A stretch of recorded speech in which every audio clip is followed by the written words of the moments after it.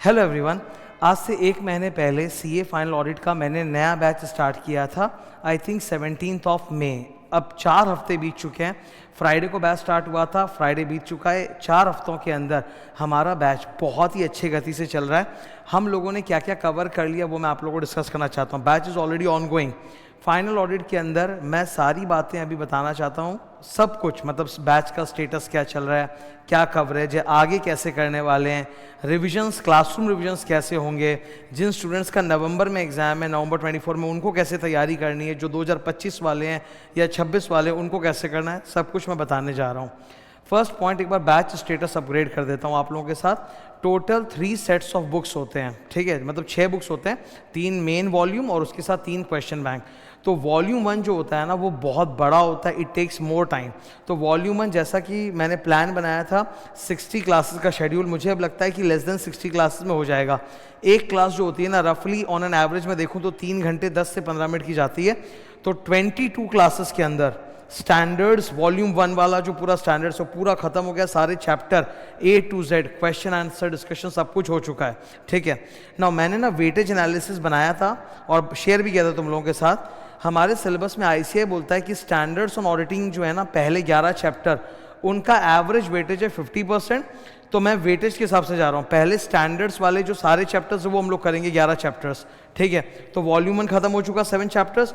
अब volume 2 start हो चुका है आज। वॉल्यूम 2 के अंदर चैप्टर 8, 9, 10, 11 ये 4 चैप्टर्स हैं नए स्टैंडर्ड्स जो एकदम फाइनल वाले होते हैं वो हो रहे हैं। तो अगले हफ्ते तक वो भी खत्म हो जाएगा। तो 30 क्लासेस के अंदर, ठीक है, ये आप देखो बाय 30 क्लासेस हमारा पूरा 11 out of 19 chapters and full standards cover हो चुका है, which is 50% of the syllabus. After that मैं वॉल्यूम 3 में पी एथिक्स चालू करूंगा, जो कि खुद एक बड़ा चैप्टर है और ICAI ने उसका वेटेज ऑन एन एवरेज 20% बोला है। तो अगला चैप्टर जो अपने स्टार्ट करेंगे उसके बाद स्टैंडर्ड्स के बाद, दैट विल बी वॉल्यूम 3। तो इससे क्या होगा, जैसे ही हमारे बैच में 37 क्लासेस होंगे ना, अपना 70% फाइनल ऑडिट का सिलेबस कंप्लीट है। देन 1 by 1 ये शेड्यूल 60 क्लास का शेड्यूल है, बट आई एम थिंकिंग कि मतलब मेरे को जो दिख रहा है साफ कि लेस देन 60 क्लासेस में हो जाएगा। मतलब बैच समवेयर बिटवीन 57-58 क्लासेस ऐसा कुछ रहना चाहिए, 55 to 60 के बीच में कुछ रहना चाहिए, ठीक है। So batch is going great. हर चीज़ डिटेल में कवरेज हो रहा है, theory book, question answer book, mnemonics याद करना, सब कुछ। अब मैंने जो कंप्लीटेड अभी तक शेड्यूल है वो भी अपडेट किया है। ये देखो वॉल्यूम 1 में टोटल 22 क्लासेस हुई हैं, 72 आवर्स लगे हैं। तो तुम एवरेज निकालोगे तो तुम देखोगे वही 3 घंटे 15 मिनट की एक क्लास आती है, ठीक है। 22 क्लासेस में ये रहे अपने 7 चैप्टर्स वॉल्यूम 1 के। इसके अंदर कौन कौन से स्टैंडर्ड्स टॉपिक्स कवर्ड है, क्लास का ड्यूरेशन सब लिखा हुआ है, ऑलमोस्ट 72 आवर्स। अब वॉल्यूम 2 आज स्टार्ट हो चुका है। चैप्टर 8 मैंने स्टार्ट भी कर दिया। ये वॉल्यूम 2 में 8 क्लासेस लगेंगी मुझे स्टैंडर्ड्स वाला पूरा पोर्शन कवर करने में। तो आज स्टार्ट हो चुका है पहला चैप्टर नंबर 8 वॉल्यूम 2 में, ऐसे 800 805 जो इतने ड्यूरेशन का था, ठीक है। तो we are going at a great pace. Batch आराम से ख़त्म होगा। जिन स्टूडेंट्स का भी नवंबर में एग्जाम है ना, उनको भी एकदम मस्त कंफर्ट है, बिकॉज आप समझ लो मेरा एस्टिमेट है 15 अगस्त के पहले ही हम लोग फुल बैच ख़त्म कर लेंगे।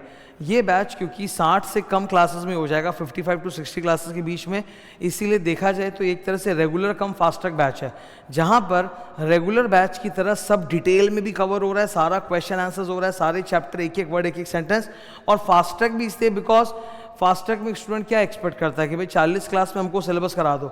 यहाँ अगर आप मान लो 56-57 क्लास में सारा सिलेबस हो रहा है तो इससे बढ़िया क्या बात है। तो you have the benefit of both regular class as well as fast track, कि कम क्लासेस में सारा अपना सिलेबस डिटेल में कवर हो रहा है। ऑडिट में हम लोग हमेशा जानते हैं कि ICAI की बुक पूरी 100% कवर करनी ज़रूरी है। बहुत सारे अभी ऐसे स्टूडेंट्स होंगे जो नवंबर में फर्स्ट टाइम एग्जाम देने जा रहे हैं। अगर आप अपने फर्स्ट अटैम्प्ट को सीरियसली नहीं लोगे तो मैं आपको बता देता हूँ बहुत दिक्कत होगी, बिकॉज जो रेकरिंग अटैम्प्ट्स होते हैं ना, सेकंड, थर्ड, फोर्थ, उसमें तुमको अपनी गलती सुधारने का मौका नहीं मिलता। जो स्टूडेंट फर्स्ट अटैम्प्ट में सीरियसली फुल 100% सिलेबस पढ़ के नहीं जाता है, वो सेकंड थर्ड में बिल्कुल नहीं कर पाएगा। वो फिर क्रैश कोर्सेज के चक्कर में ही जाएगा और छोटा छोटा पढ़ के जैसे तैसे जाना वो हो जाएगा। तो फर्स्ट अटैम्प्ट अगर तुम्हारा नवंबर में है, you should take it very seriously. Audit is a very tough paper in your group 1। अगर आज भी तुम ऑडिट पढ़ना स्टार्ट करो डिटेल में, जैसा मैं पढ़ा रहा हूँ पूरा मेरे साथ चलते रहो, तो तुम 2 महीने के अंदर बैच खत्म होगा, तुम देखोगे तुम्हारा ऑडिट का जो कॉन्फिडेंस लेवल है वो एकदम अलग ऊंचाइयों तक जा चुका है। और अभी भी देर नहीं हुई है। आज तारीख क्या, आज 15 जून है, ठीक है, 15 जून। अभी तुम्हारे एग्जाम में आई थिंक 4.5 महीने बचे होंगे, है ना, जून हाफ बचा हुआ है, जुलाई अगस्त सितंबर अक्टूबर। तो if you start doing CA final audit right now seriously, तुम 100% कवरेज करके बहुत अच्छे तरह से प्रिपेयर होकर जा सकते हो। क्वेश्चन पेपर का लेवल, न्यू क्वेश्चंस जो मैं क्लास में डिस्कस कर रहा हूँ, उनका लेवल बहुत हाई फाई है। ये इंटर वाला स्टफ नहीं है जो तुमने अपने इंटर में पढ़ा था, ये बहुत ऊपर लेवल की चीज़ है। कई स्टूडेंट्स इस मिथ में है कि ये वॉल्यूम 1 तो इंटर वाला पोर्शन है, आप देखे नहीं हो, आप देखोगे ना कभी आईसी किताब खुल के वो पता चलेगा, ठीक है, कि वो एकदम अलग लेवल पे जा चुका है। इट्स नॉट इंटरमीडिएट लेवल, एकदम हाई लेवल है, क्वेश्चन भी हाई लेवल आते हैं। तो अभी भी अगर तैयारी करो तो पीछे नहीं रहोगे, बहुत अच्छे तरह से कोप अप कर पाओगे।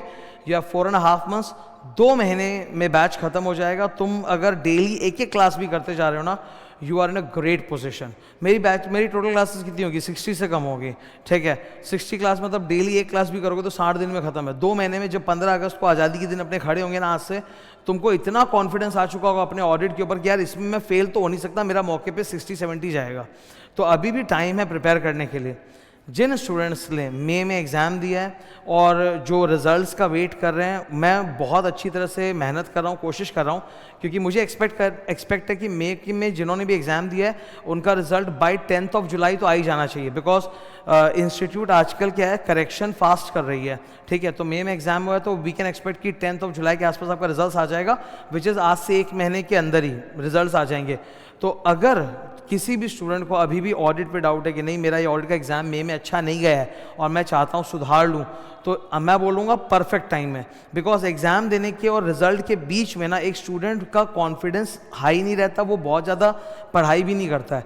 उस टाइम पे अगर तुम्हारे पास ऑडिट की क्लासेस देखने का समय, it's a great opportunity for passive learning.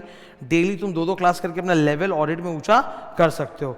देखो, अगर रिजल्ट्स पे कॉन्फिडेंस है तब तो कोई दिक्कत ही नहीं, पर अगर डाउट है कि नहीं हो पाएगा तो it is better that you start right now. मैं एकदम मतलब क्या बोलता हूँ, like a friend I am explaining it to you कि 100% कवरेज इंपॉर्टेंट है, ज़रूरी है करना। और मतलब 100% जब हम लोग पढ़ लेते हैं ना, तब हमें पता चलता है वो सिलेबस ऐसा इतना इंपॉर्टेंट है, उसको ऑब्वियसली एग्जाम में तो छोटा कर ही देंगे ना। एग्जाम में छोटा करने के लिए तो मैं हमेशा क्लास में बताते रहता हूँ, ये निमोनिक है, ये ऐसे है, एग्जाम में ये मत देखना, एग्जाम के पहले ये देखना, ये इंपॉर्टेंट है, वो सब तो बताते ही हैं, उसमें कोई दिक्कत नहीं है। पर एक बार 100% पूरा पढ़ा हुआ होना आवश्यक है, फिर फिल्टरिंग वगैरह तो हो ही जाएगा। तो ये मैं बता रहा हूँ कि still you have time, you should put effort in your audit paper. Next important thing जो मैं बताने जा रहा हूँ, फ्यूचरिस्टिकली, अभी वॉल्यूम 2 स्टार्ट हो चुका है, चलते जाएगा गति में, वो सिलेबस बता दिया है। आगे जाते हुए I am going to conduct revisions, a lot of revisions I will be doing, and these revisions will be put on YouTube. मैं क्लासरूम रिवीजन जो कराने वाला हूँ, this will be put on YouTube. पहले मेरा इनिशियली प्लान था कि मैं यूट्यूब में डालूंगा, बिकॉज दिक्कत होती है उससे बहुत ज़्यादा, कारण क्लासरूम रिवीजन जो होता है वो इन डेप्थ होता है, ठीक है। पर अब मुझे लग रहा है बहुत सारे स्टूडेंट्स ने, मेरे प्रीवियस बैच के भी स्टूडेंट्स और अदर स्टूडेंट्स ने भी जो यूट्यूब में सपोर्ट लेते हैं, उनको भी रिक्वेस्ट आया, तो मैं क्लासरूम रिविजन्स वगैरह भी कराना चालू करूँगा यूट्यूब पे। रिविजन्स में सबसे पहले मेरा फोकस रहेगा स्टैंडर्ड्स वाइज, चैप्टर वाइज नहीं करके स्टैंडर्ड वाइज करेंगे, ठीक है। एक एक स्टैंडर्ड करके मैं रिवाइज कराता रहूँगा, and I'll be putting it on YouTube, so it is always there for your permanent reference and permanent recall and revision purposes। तो वो रिवीजन का काम तो अपना धनाधन सनासन चलते ही रहेगा, उसमें कोई दिक्कत नहीं है। मेरी ऐसी उम्मीद है कि नवंबर एग्जाम के पहले मैं बहुत ही डिटेल में अच्छी तरह से सब कुछ रिवीजन करा चुका हूँगा। तो रिवीजन वाला तो सपोर्ट रहेगा ही रहेगा, बट रिवीजन से भी ज़रूरी, जैसा मैं बोलता हूँ, 100% कवरेज होता है। बिकॉज जब हम रिवाइज करते हैं, सपोज फॉर एग्जाम्पल, लेट से ये जो बैच है इसको कंप्लीट होने में लेट से 200 आवर्स लगते हैं, रिवीजन कितने का होगा, 10%, 20 आवर्स। तो जो चीज़ 200 घंटे में पढ़ाई गई है, 20 घंटे में कितना पढ़ाया जाएगा आप सोच लो। तो revision can not give you that level of confidence जो एक 100% कवरेज देता है। रिवीजन रहेगा, it will be there on YouTube for your support, but you need to do 100% coverage. इसको आप लाइटली मत लो, ठीक है। नहीं तो क्या होता है ना, फर्स्ट अटैम्प्ट अगर खराब हो जाता है ना, I am telling you, second third जो रेकरिंग अटैम्प्ट्स होते हैं उसको इंप्रूव करना बहुत मुश्किल है, बहुत मुश्किल है। तुम कोई भी तिकड़मबाजी लगा लो कि ये शॉर्टकट कर लूँगा, ये कॉम्पैक्ट बुक कर लूँगा, ये मॉक्स दे लूँगा, सारी चीज़ें सप्लीमेंट्री हैं, ठीक है, मतलब वो एक्स्ट्रा है। जैसे तुम्हारी बॉडी में विटामिन कम है तो डॉक्टर ने तुमको बोला भाई विटामिन की गोली ले लो सप्लीमेंट्री, पर मेन खाना जो आपके घर में आप खा रहे हो दिन में 2 बार या 3 बार, जो घर की मम्मी बना के दे दी, घर का खाना सबसे अच्छा खाना, उसको रिप्लेस नहीं कर सकते आप। विटामिन की गोली से आप सोचो कि मेन खाना रिप्लेस कर देंगे, भाई वो नहीं हो सकता। तो ये जितनी भी एक्स्ट्रा चीज़ें हैं ना, मैराथन मॉक्स वगैरह या जो मैं रिविजन करा रहा हूँ, ये सब सप्लीमेंट्री मतलब वो आपके मेन प्रिपरेशन को सपोर्ट करेगा, वो मेन प्रिपरेशन को रिप्लेस या सब्सटीट्यूट नहीं कर सकता। तो 100% तो कवरेज एक बार करना ही चाहिए। I hope you keep this in mind and मेरा सपोर्ट आगे तक तुम लोगों के साथ बना रहेगा। Thank you, all the best.